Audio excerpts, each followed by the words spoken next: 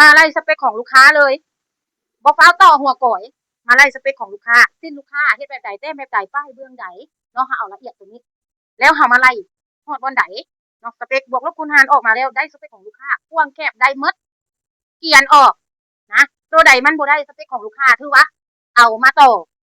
นะมาต่อให้ลูกค้าสิ้นกับเจ้ามันแคบเนาะอันนี้เว้าตัวสิ้นมันพอดีเนาะหรือว่าเหลือน้อยนึงสมมุติแอวลูกค้าคนนี้เขียนออกจงยิบน้อยนึงเนาะโอเคแล้วเฮาเฮ็ดแนวใดเฮาบวกลบคูณหารแล้วปึ๊บมันได้แล้วปั๊บเนาะเฮามากวักหัว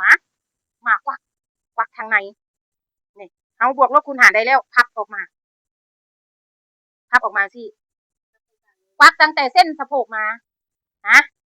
ควักตั้งแต่เส้นสะโพกที่เจ้าบวกลบคูณหารนั่นควักออกมา